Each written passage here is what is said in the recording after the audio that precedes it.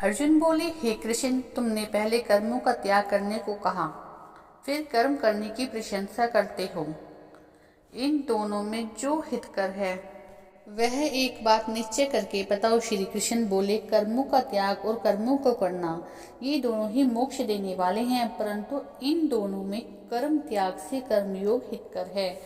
जो किसी से द्वेष नहीं करता, ना किसी पदार्थ की इच्छा रखता है, वह नित्य सन्यासी है। ऐसा पुरुष संसार बंधन से छूट जाता है। सांख्य और योग कोई मूर्ख लोग ही पृथक पृथक कहते हैं, पंडित नहीं कहते हैं। जो इन दोनों में से एक में भी अच्छी तरह स्थित हो जाता है, उनको दोनों का फल प्राप्त हो जाता है। ज्ञान योगियों को जो स्थान मिलता है वही कर्म योगियों को प्राप्त होता है। ज्ञान योग व कर्म योग एक ही है। जो ऐसा देखते हैं वही उत्तम है।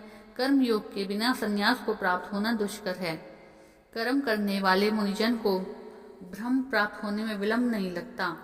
कर्म योग युक्त शुद्ध अंतःकरण वाला, मन और इंद्रियों को जीतने वाला, संपूर्ण प्राणियों में अपनी आत्मा को जीतने वाला कर्म करता हुआ भी कर्म फल से लिप्त नहीं होता। सांख्य योगी तत्ववेता पुरुष देखते हैं, सुनते हैं, स्पर्श करते हैं, सूंघते हैं, खाते हैं, चलते हैं, सांस लेते हैं, तो भी यह मानते हैं कि मैं कुछ नहीं करता। ये बोलते हैं, त्यागते हैं, ग्रहण करते हैं, परंतु यह नहीं मानते कि मैं कुछ नहीं करता। यह बुद्धि धारण करते हैं। इंद्रिय अपने अपने विषय में बरतती हैं।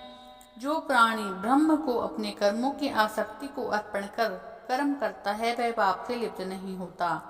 जैसे कमल पत्र पर जल नहीं ठहरता, योगी जन शरीर से मन, बुद्धि तथा इंद्रियों की आसक्ति से रहित होकर आत्मशुद्धि से निमित्त कर्म करते हैं। योग पुरुष कर्मफल त्याग कर मोक्ष रूप शांति को आनंद उठाते हैं। जो योग रहित है वह कर्म की इच्छा के बंधन में पड़ा रहता है। सब कर्मों को मन से त्याग करके प्राणी इन नवद्वारों की देह रूपी पुरी में ना कुछ कर सकता है, ना कराता हुआ आनंद पूर्वक रह सकता है। परमेश्वर किसी कर्म में किसी को प्रवृत्त नहीं करते, कर्म और कर्मफल को उत्पन्न नहीं करता। ये सब प्रवृत्ति द्वार होते रहते हैं। परमेश्वर किसी के पुण्य या पाप को नहीं लेता।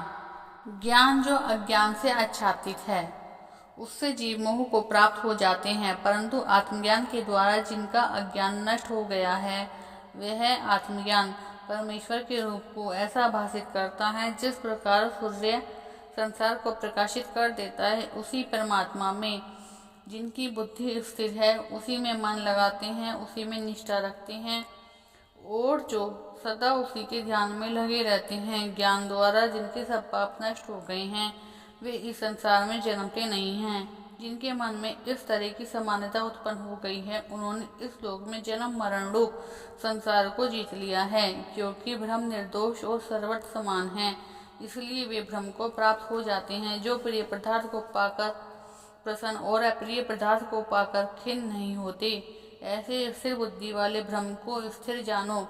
बाहरी पदार्थों में जो चित्त को आसक्त नहीं होने देता वही आत्मसुख का अनुभव करता है और ब्रह्म में अंतःकरण को मिलाकर अक्षय सुख अर्थात मोक्ष को प्राप्त कर लेता है। इंद्रियों के स्पर्श से जो सुख भोग रही हैं, यह जो सुख भोग महसूस होता है वह दुखदायी होता है।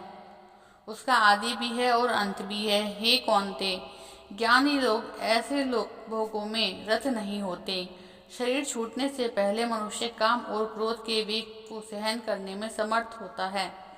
वही योगी और सच्चा सुखी है। जो योगी आत्मसुख से सुखी और अंतरात्मा के आनंद से आनंदित और अंतर ज्योति से प्रकाशित है, वही ब्रह्मरूप होकर ब्रह्म निर्वाण को प्राप्त होता है।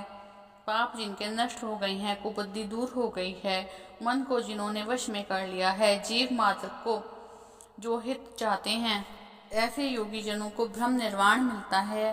काम तथा क्रोध जिनमें नहीं है, मन के वेग को जिसने रोक लिया है, ऐसे आत्मज्ञानी योगियों को ब्रह्म निर्वाण सहज ही प्राप्त होता है। बाहरी पदार्थ के संयोग से अलग रहकर दोनों भुवों के बीच में दृष्टि लगाकर नासिका के भीतर चलने वाली प्राण तथा अपान वायु को सम करके इंद्रियां, मन और बुद्धि को वश में करके इच्छा, भय और क्रोध को त्याग करके मोक्ष की इच्छा करने वाले योगी जीवन मुक्त रहते हैं। जो मुझको सब यज्ञों और तत्वों का भोक्ता, संपूर्ण लोकों का स्वामी और सब प्राणियों का मित्र जानते हैं, उन्हीं को शांति प्राप्त होती है। इति श्री भगवत कथा